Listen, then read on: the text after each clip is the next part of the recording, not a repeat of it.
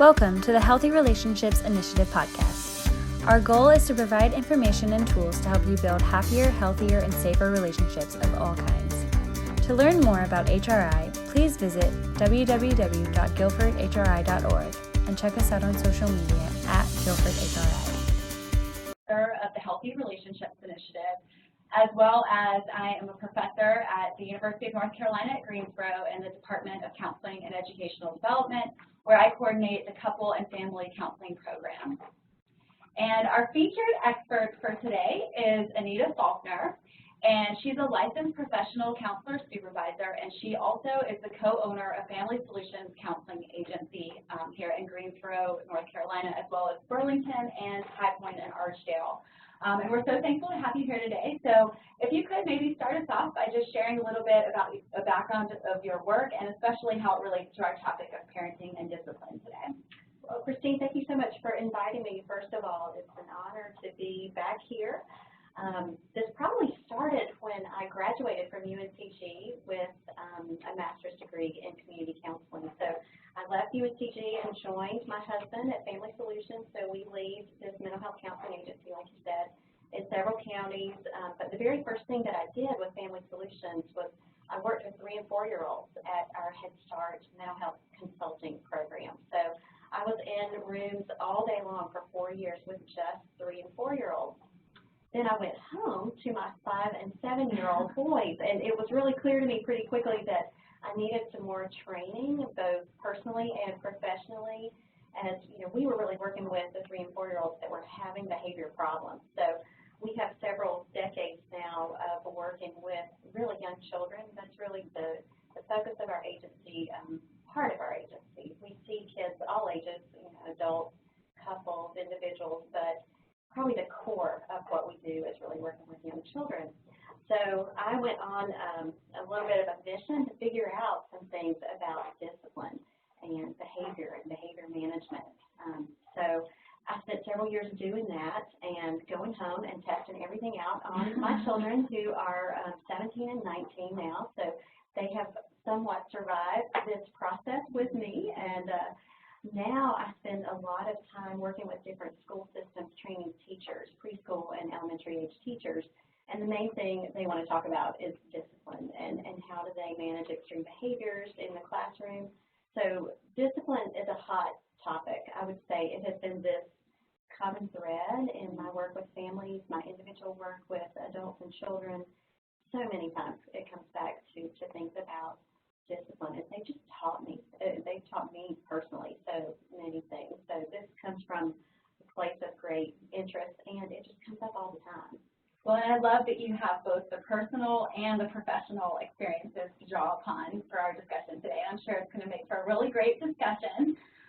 So let's get started and dive into the topic of parenting discipline. Like you said, it's a really hot topic. It's certainly one that I know as a parent myself too. It's something that can be really a day-to-day challenge, and it's an ongoing process as a parent. It's something that definitely requires a lot of work and thought. So just starting with a really broad question, I know a lot of us, we have different ideas of what discipline means, and it's a word that conjures up a lot of different images for different people. So let's try and start with a shared understanding of what we're talking about. So how do you even define discipline?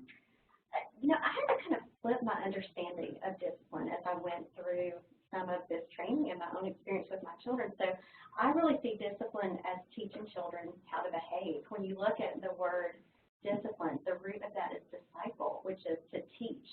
And when I started thinking about that as an opportunity to teach, instead of putting all of this pressure on myself to find the perfect response or the perfect intervention, it's helpful for me to kind of draw that back to.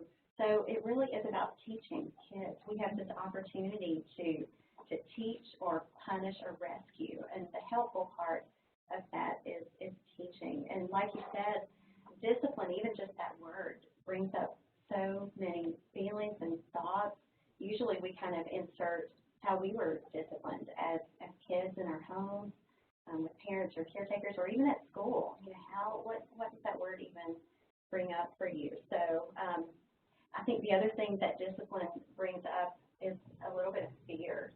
We want problems to get fixed really quick. Like, we don't want to to mess our kids up. You know, we want to do the right thing. It's coming from a really good place, but discipline can really seem like an impossible task sometimes. So even just bringing that back to, you know, this is an opportunity to teach. It's definitely an area where parents struggle a lot to know what to do, or any other sort of caregiver. And I think that that's really sort of revolutionary to think about this idea that it's teaching and it's not punishment. That's, I think, very different than the way that a lot of us think about what discipline means. So it'll be great to talk more about that and what that looks like. So I know discipline is something that can change a lot throughout the course of a child and parent's life. So before we start to think about some of the differences across different stages of life, what do you think are some core elements of discipline, in addition to the teaching aspect that you've already mentioned, that really could apply whether you're talking about a 2-year-old or a 18-year-old? Because sometimes your 18-year-olds act like you, right? Yeah. You know, I think it's easier to think about it in terms of behavior. So, you know, all behavior is a form of communication. And when you think about babies, we're really, really good at getting that. Like when a baby cries, you try to figure out what's wrong and how to meet their needs. You know, so you're really working hard. Are they hungry? Do they need their diaper changed?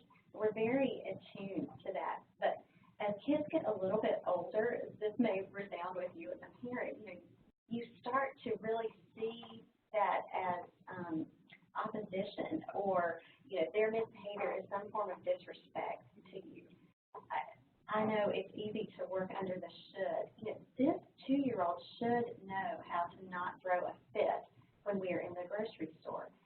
And that really gets us kind of far away from looking at that behavior as that's communication of a skill the child doesn't have yet or something they need. We are really quick to, oh my gosh, this is embarrassing me as a parent. This shouldn't be this way. I should be able to handle this. So that would be thing number one, is really seeing behavior as communication of something from a child. You know, like when a child snatches a toy, you know, say you have a toddler and they grab a toy from somebody else. One of the things we might typically say is, you know, we don't grab toys here. It is not nice to grab toys. And you find yourself as a parent lecturing your 2-year-old on, you know, why it's not a core value of our family to snatch toys. When, you know, you could easily just say, you really wanted to play with that toy. When you want to have a turn, say, let me have a turn. You know, so you're saying what they needed, what they wanted with grabbing the toy, and you're also giving them the words for what to do. And that does seem like something that could really apply even as kids get into the teen years, in thinking about their misbehavior or the things that as a parent you wish they weren't doing. Yeah. That in a way is a form of communication. It's just very different to some extent than what a 2-year-old is communicating versus what a 17-year-old might be. Well, but I think it leads into the next point of you start to bring in your own fears. When your teenager is getting into this form of miscommunication, and it seems like the stakes are a lot higher, and all of a sudden you're really, really scared for them, scared for yourself. It's harder to say, you really wanted your friends to like you, and that must have been really hard. You know, you just want to go, I'm taking your keys and your phone and your car, and you just want to shut it down and put them in a bubble. So, you know, that it comes back to this whole, when you model self-control for your kids, you know, you're teaching them that, you're showing that, you're going to see that with your toddler or with your teenager. And I think that is the hardest part about discipline, is we want to discipline the child, but the truth is we have to discipline ourselves first. And that's where it gets really tricky, and that's where, you know, learning to calm yourself first, learning to take a pause, you know, before you react to this thing that just happened. You know, you can't teach a skill that you don't have. You can't give a gift to your child that you don't have. I mean, I think of all of the disasters when I've yelled at my children for yelling at each other. You know, first of all, it was not helpful. It gave such a mixed message, you know, but learning to have some self-control yourself is really, you know, the greatest place to start. So if your kids are watching you throw fits all the time about problems in traffic, or, you know, if they're watching you react when life doesn't go your way, you know, that they're going to do the same. They're going to to mimic the things that you're showing them. So it sounds like as a parent, whether you're talking about really young children or older children or teenagers, it's a lot about managing your own reactions in terms of understanding how you're disciplining your child and what that looks like in your family. Well, and, you know, even on a deeper level, the way that I treat myself is pretty much the way I'm going to treat my kids. You know, if I made a mistake and I just kind of go, oh my gosh, I'm so stupid. Why did I make that decision? Why did I do that? My language to myself is probably going to filter out to my language with my kids. I'm probably in some way going to use that sort of shame-based thought. You know, if I can practice it on myself first, it's going to come out more naturally with my kids. And I think, too, that brings up a good point, too, that a lot of it is really thinking about our children as learning more from what they're seeing from us, less from what we're doing or saying or how we're maybe even responding to behavior in a particular moment. It's really thinking about modeling the behaviors that we want our children to see or that we want to see in our children, and then we can see how they're responding too. So if they see us reacting in the traffic with yelling and getting really upset, then we can't be too surprised, I guess, if we see them reacting, if they don't get their way in a certain moment in a very similar fashion. So it's not just about responding to behavior, it's really thinking about sort of teaching them how to manage themselves and their emotions, and that's at any age. It sounds so easy when we're talking about it, doesn't it? But it's not easy at all. Yeah, it's not that easy. It can be easy sometimes, but most of the times it can be pretty challenging. So, well, let's take a closer look at some different ages and different stages of life. So, at what age does discipline even really begin? We don't discipline babies, do we? Well, you know, I think when you start to look at behavior communicating needs, you think about how do you get kids' cooperation. You know, willingness really comes from being connected. And I think really being connected to your baby in lots of ways, that's where these patterns of I'm with you, you're safe, you know, these are where some of these disciplines kind of things start. It starts with your connection with babies. So if your toddler headbutts you, yes, it's important for them to know how that hurts. Try that again. You know, so I think there are ways that you communicate, and the ways that you are with even your infants are important in kind of setting the stage for what they expect from you. Scary, out of control adults never help an infant, toddler, preteen, teenager ever stay calm when they're upset. Upset happens, you know, from the moment we're born. So really working again on that disciplining yourself, especially with babies. So in those very early years, it's less about sort of punishing children, obviously, because they're probably too young to really even have the mental capacity to understand that, but starting to think about managing your own reactions in response to their behaviors, which might be just as upsetting as a behavior that an older child is actually intentionally acting out in a certain way. You know, there was a great example that I heard in a training once, and it was talking about sharing your calm with even babies. And I thought about myself as my infant. You know, when your baby's crying, you know, what is your first reaction is to you know, and bounce them up and down. And that actually is activating their central nervous system. That's not really helping them calm down. But if you're able to take deep breaths and hold this infant close, they are going to start to mimic your breathing pattern. So even sharing your calm with an infant, I've thought about that so many times. You know, how many things am I doing to kind of activate my kid's central nervous system, you know, to say in nerdy clinical terms. So, you know, how am I helping them either calm down or escalate? And even from a baby's perspective, even sharing your breath with them, sharing your calm with them. Well, and I think especially as we do think about getting a little bit older with children, it's almost that idea of sharing your calm is really relevant too, but it's almost harder to do that, right? How can you stay calm when you do feel like your child might be intentionally disrespecting you? Even if maybe on some level you can understand, well, maybe they're not purposely trying to disrespect me, but it sure feels disrespectful in the moment.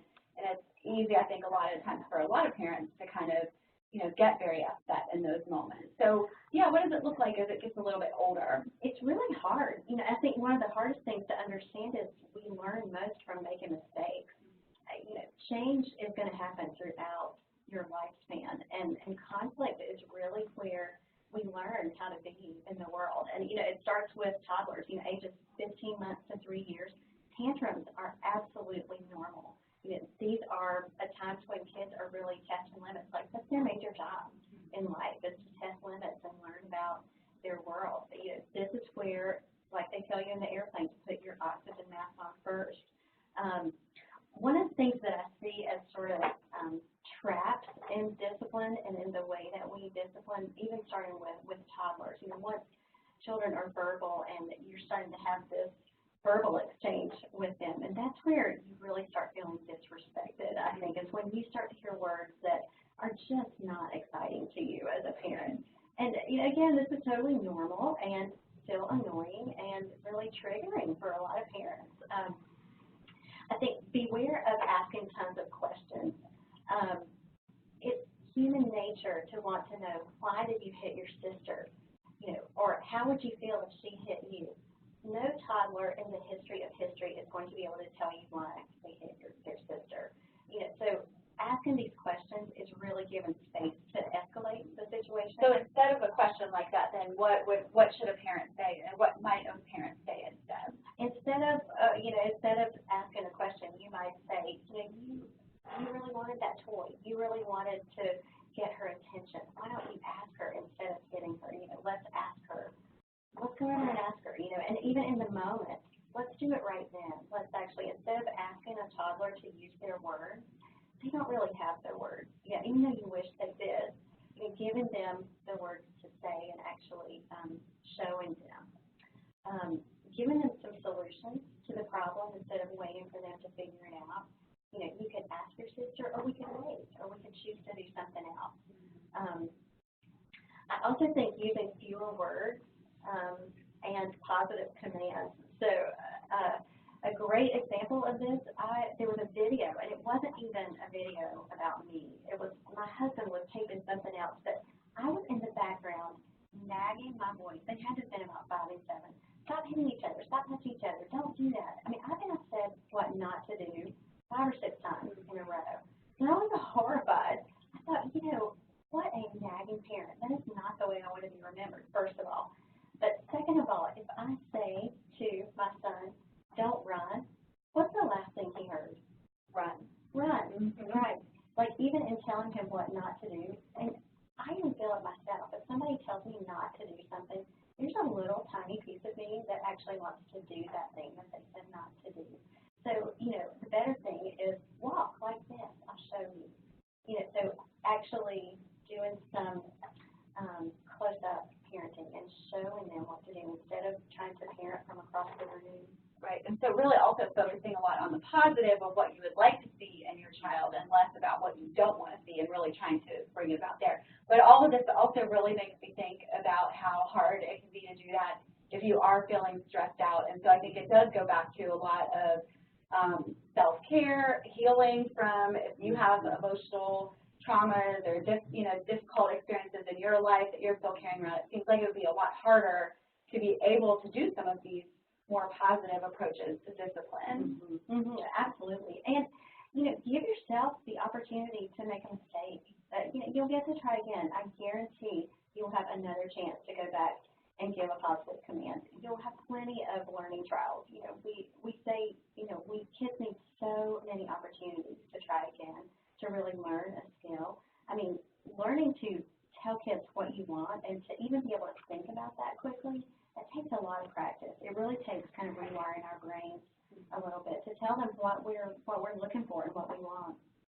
And what about when kids then start getting a little bit older, maybe upper elementary school age, so they're definitely understanding things more, and I think that their behaviors start to change too. It doesn't necessarily seem like it's always just coming from like a toddler. I see this toy, I want it, I'm going to take it away. It's more, maybe more, there's more thinking behind it, so I would imagine that the thinking behind the discipline needs to change some too. And some of the core beliefs are still there, but when I think about older kids, I think about parenting my kids, it's also, they're very different. Kids have really different temperaments, and you start to see different needs with kids. Really getting your child's attention for the first for the first step. I might really think about going over to my child. Instead of trying to parent him from across the room, I might go over and really say, hey, oh, there you are. Hey, Bentley. Hey, it's time to get the forks out and set the table. Instead of from across the room causing all of this frustration because he didn't listen to me, he wouldn't get off his video game, all of that. So finding a way to capture your child's attention, your older child, it really goes a long way. Even older children, even going into preteens and teenage years, they want to be noticed. They want to be seen. They don't want to be nagged from across the room. So, one of my main goals is to really find a connection and find a way of actually getting some eye contact or getting their attention, because it's a setup, to really not get that first. And I think that's definitely something as my kids have gotten older too that I've really noticed that whereas when they were younger, it was easier to maybe apply the same discipline to both of them. But you're right, as they've gotten older, it's become more clear that one of them needs something very different than the other one, and you have to handle the discipline situations really differently. So kind of a follow-up to that would be then, because then they start to say, well, that's not fair. You did this to this person and this to this person. So, how do you explain that to your children if you do have more than one child and they're seeing, well, because you as the parent are noticing that different types of discipline are needed, how do you explain that to kids who are really, they want, if they get the peanut butter and jelly sandwich, they want the slices to be cut exactly in half, and they can tell if you're off by about a centimeter. So, yeah, and that brings a whole nother anxiety thing in. So part of it is developing a community within your family. This is the way we are. We all have things that we are working on.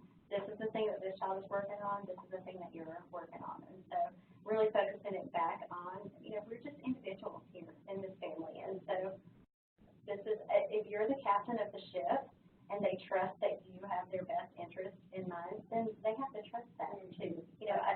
One of the things that I think that I have watered down discipline with my kids, or watered down commands in particular, because discipline really comes down to when you think there's a misbehavior. You think things aren't going the way you want them to go, right? I do this Southern kind thing of asking a question. Are you ready for dinner? Are you ready to clean? I'll ask things in a question, or I'll pose it in a question when I really did not mean that as a question at all. When I realized how confusing that was to my children, because what child on the planet, if you say, are you ready to clean up your room? I can't imagine any of them saying yes to that question. Yeah. But, I think even as a parent, just noticing the way you talk to your kids, to your teens, notice when you're interrogating them. Notice when you're asking too many questions. Or when what is really a really simple command that's not emotional at all.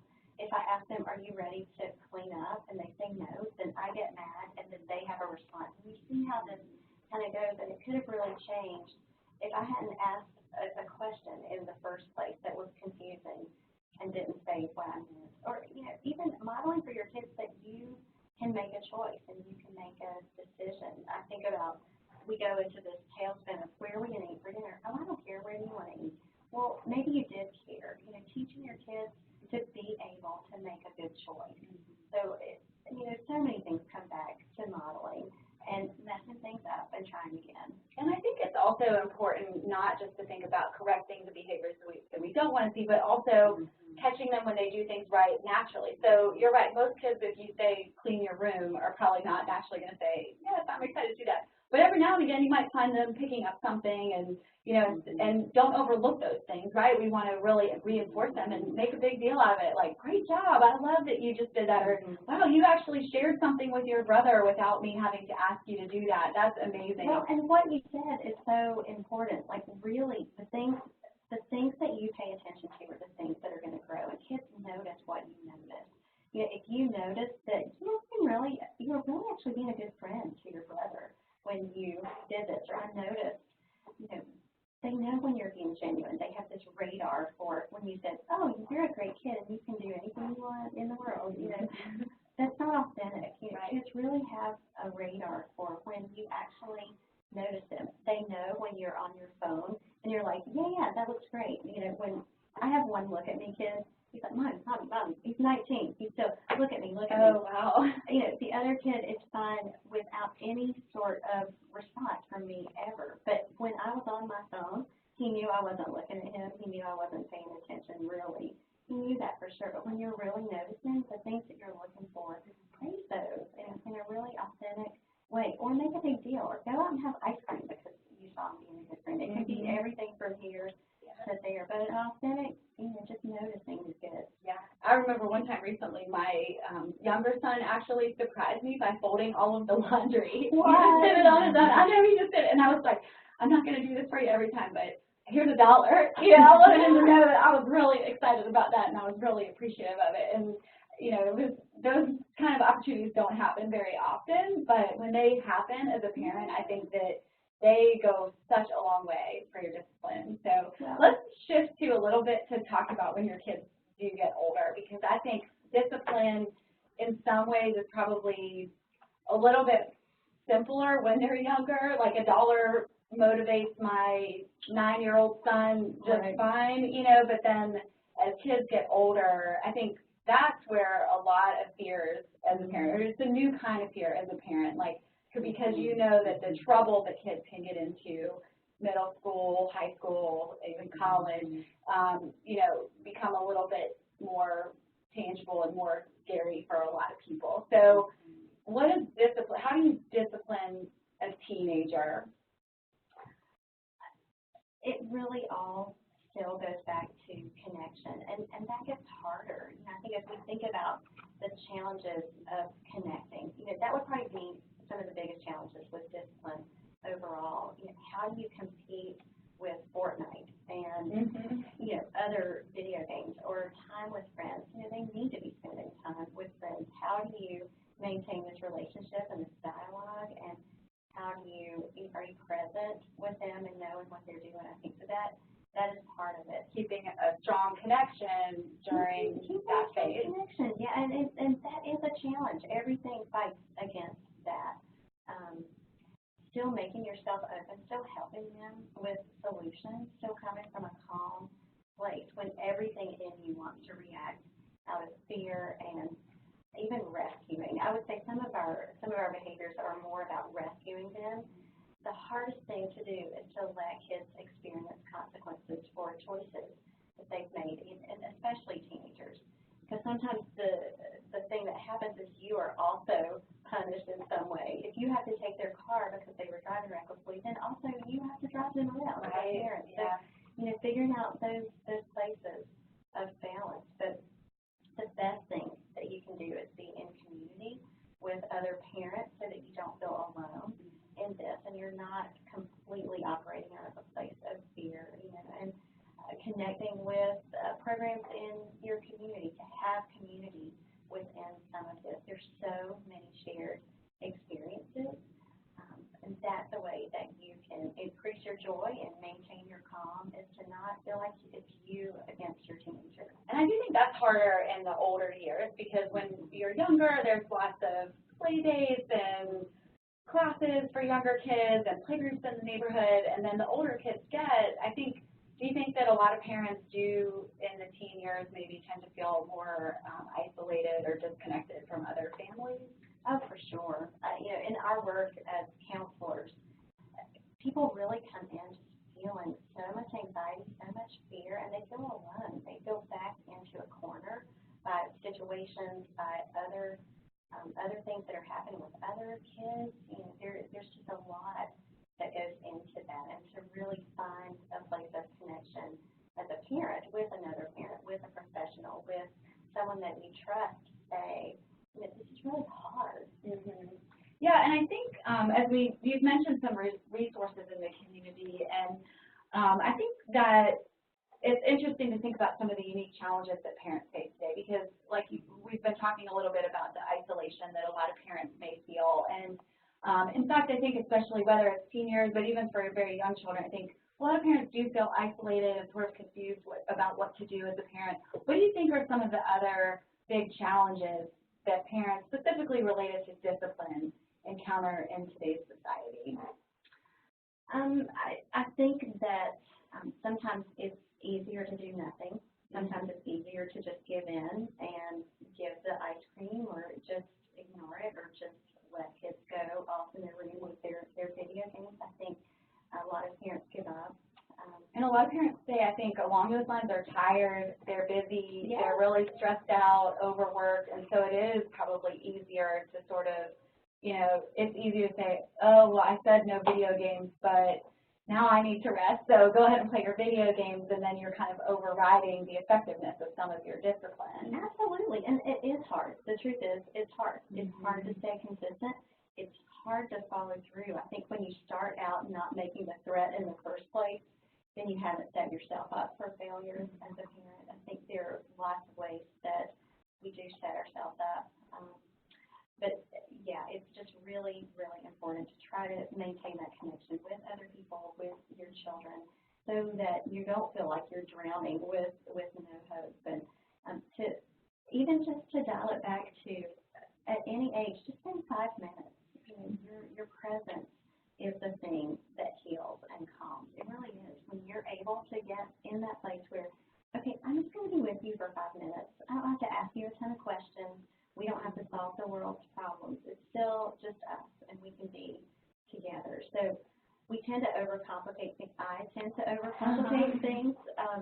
So as a parent, taking some of that pressure off of yourself to be with your kids.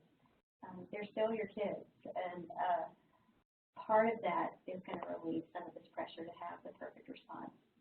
Right, and so if you feel like you have that strong relationship and that strong connection with your child, then it really gives the foundation, and it offers a lot of grace too, I think, in the parenting situations that as a parent, you're not always going to have that perfect response in that moment, and sometimes you might, as a parent, look back and think, why did I do that, or why did I say that, what was I thinking, or that wasn't the best way, or I wish I would have done this. So, but when you have that strong bond and that strong connection with your child, one, I think the child really understands that any discipline is coming from a better place, and this is probably whether they're younger or even in the teen years. But then it also, I think, gives more flexibility and more room for, if you've made a mistake as a parent, it's easier to get back on track. Well, and I think the other thing that's really helpful is just not to take it personally. Usually kids do not wake up in the morning and go, I just really want to ruin Mom's day. They're too egocentric for that. I think try to have some space. You do not have to be the happy police for your kids. They're going to have days that they're not as happy. But you are the captain of the ship. You're guiding this thing. And for you to be calm enough and present enough to be able to be the guide and not the happy police and the best friend.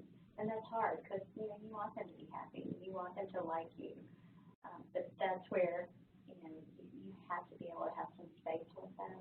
And one thing I've always really believed, too, is that it is important as a parent to sometimes apologize to your kids. If you have done that thing and, said something that maybe you're like, ooh, I wish I wouldn't have said that, or done that in the context of discipline especially, to say, you know what, I'm really sorry, I shouldn't have done or I shouldn't have said that. And I think that's really, a lot of parents maybe aren't comfortable with that, but it's really a powerful model for your kids because nobody's perfect. And for them to see that sometimes mom or dad, messes things up too, but I can see that they actually can own it, accept responsibility for it, and apologize, I think can be really powerful. And especially if you wait until the next day. You wait until things aren't as churned up, and you really give a genuine apology, and you tell them what you're going to try to do differently next time. That shows them what you're trying for. It also shows that you're willing to try again, and you're probably willing to give them a chance to try again.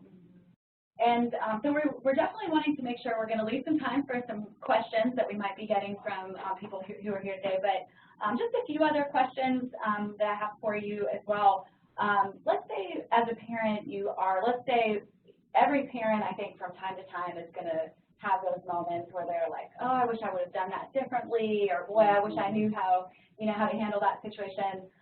But let's say you're really struggling as a parent, or you notice that it went from once every 6 months to where you have that kind of slip-up moment to like it's starting to happen weekly or daily, and you're just getting really frustrated and feeling like the discipline isn't working. So what kind of resources are often available in communities that families can draw upon if they find themselves needing some help with discipline?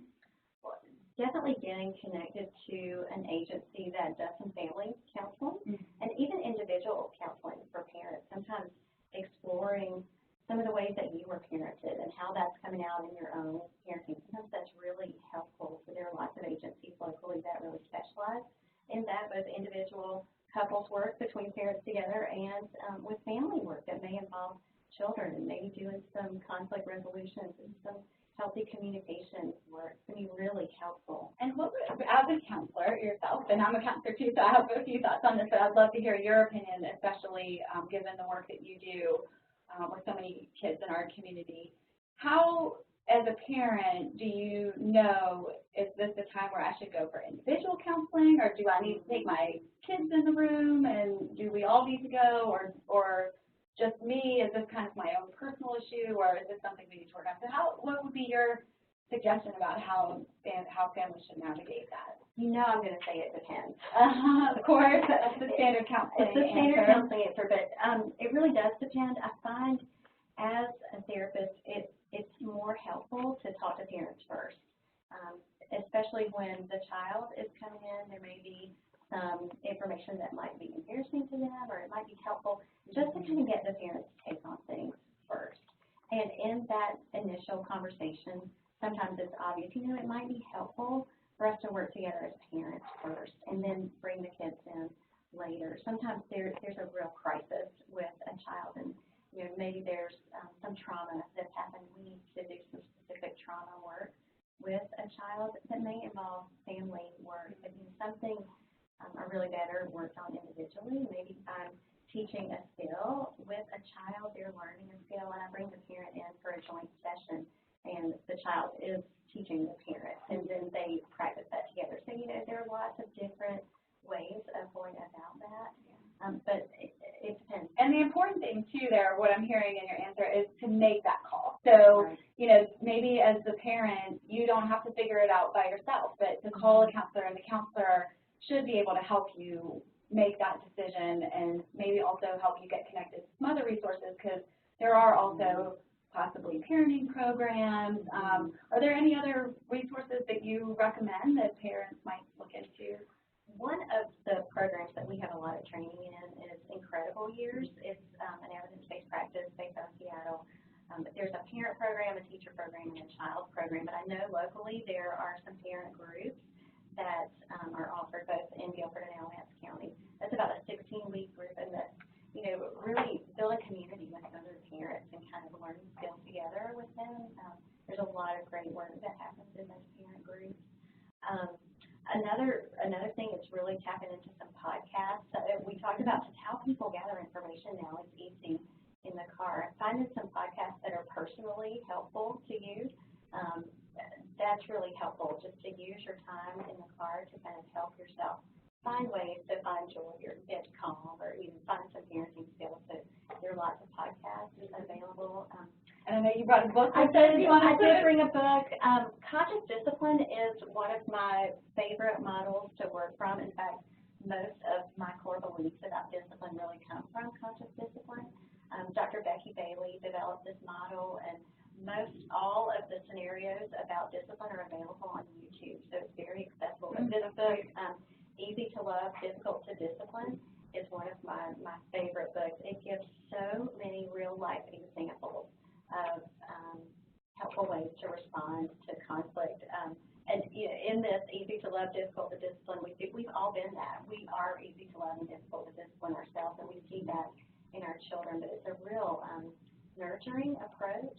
And it's just very accessible. There's so many snippets about conscious discipline that are available online, and there's a podcast and a blog and all of that. But I found it to be most helpful with parents that I've worked with teachers, and just personally. Yeah, that's great. So the book is Easy to Love, Difficult to Discipline by Becky Bailey. And I think, that'd be a great book to check out. And there's lots of other great books, too. And I think one of the most important things is, like with podcasts or books, is just taking the time to read and learn more and know that as a parent that you don't have to figure it out all by yourself. And you may read a book, whether it's that one or any others, and you may not agree 100% with what they say, but you might get some ideas that can be helpful, or you might read something and you might think, well, I would rather do it this way. Or with my child, this would be more helpful. And I think books like that are especially helpful as children get older, because everybody, when they're young, I shouldn't say everybody, but almost everybody, I think, when they're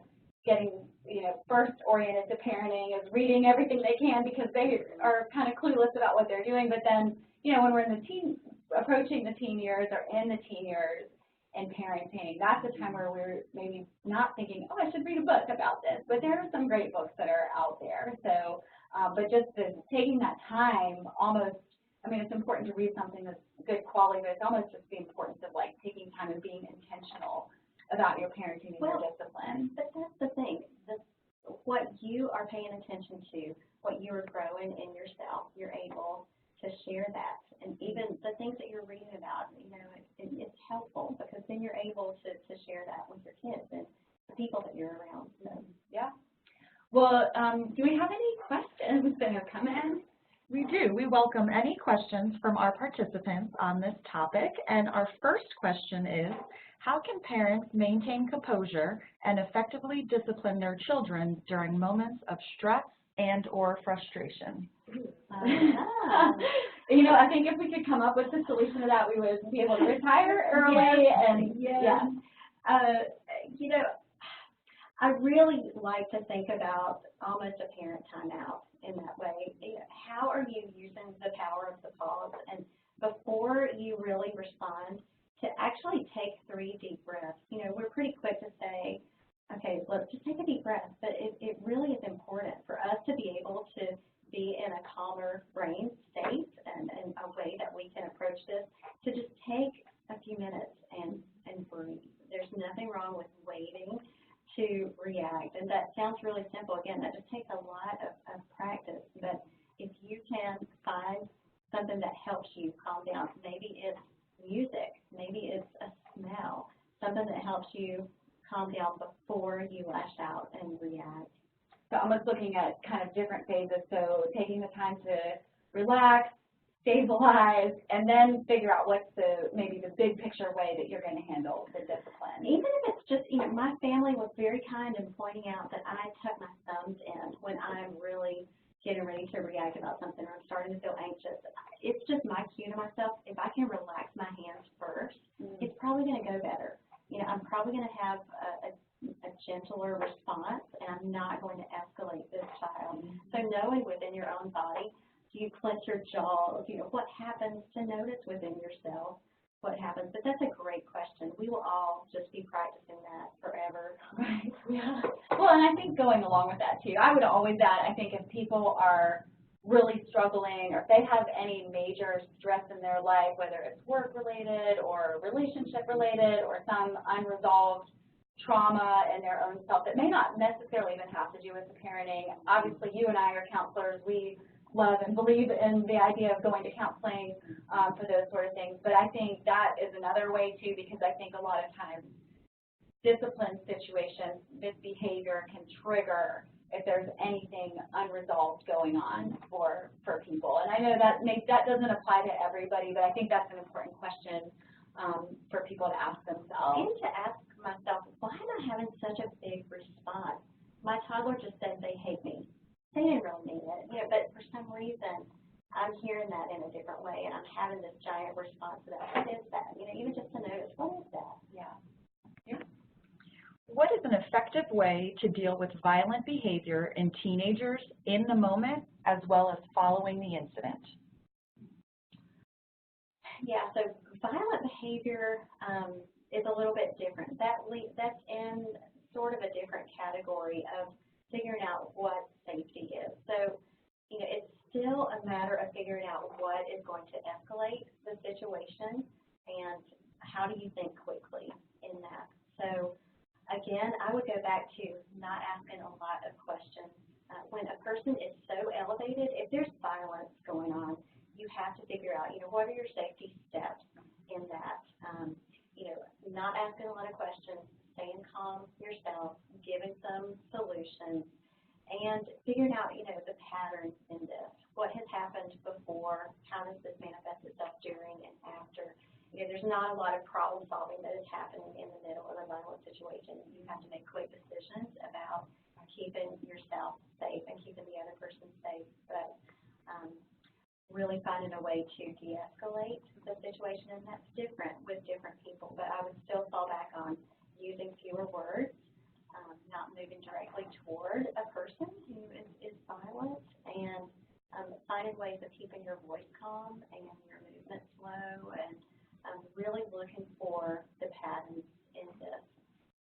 And I would say, too, because that question was really nicely worded to talk about both the immediate safety concerns and then how do we handle the aftermath of that. And I think that's where probably seeking help, whether it's from a specific counselor or even if there's a school counselor, if the teenager is in school, or it might be a trusted clergy person or something, just making sure. I think in that type of situation as a parent, you want to have some help and you want to have some support thinking through. It could even be a family member or somebody else who, who's good at thinking through situations like that. But well, and I think also, Christine, one thing we haven't really talked about, sometimes it's really helpful to have evaluations.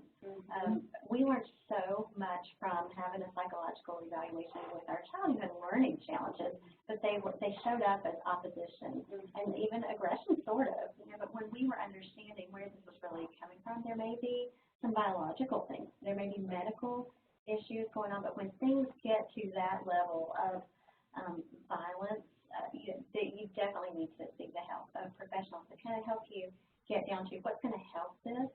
Maybe it's medication, maybe it's counseling, maybe it's figuring out a medical condition, but lots of professional help with that kind of situation. And I would add too, on top of all of that, I think it's also really important to not lose sight of the goodness in your child in those moments, especially because obviously that is a pretty extreme type of situation that can happen with kids. And so both the kids themselves can start to then see themselves, especially if it is, I need to go to counseling, I need to be evaluated, I need to have this, that, and the other thing.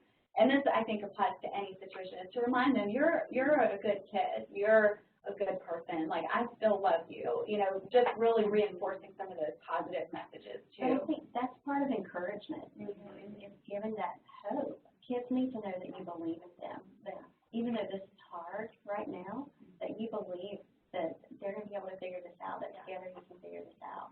That's a very big tip.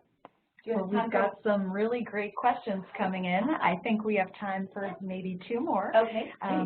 First question, do you have any advice for divorced parents where the parent in each household may discipline their children in totally different ways? What a hard question. So one of the main things about discipline is you can only control yourself. You can only control what happens in your household. Now, certainly, when people can co-parent on the same page, that is ideal. But, sometimes there's so many different things that are coming to play when divorce has happened, when there are two different families, there are two different households.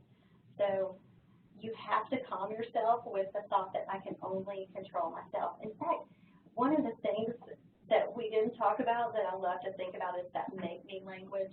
You make me so mad. Don't make me come in there. When I hear the make me happen, I know that I need to take a step back because, I actually only have the power to control myself.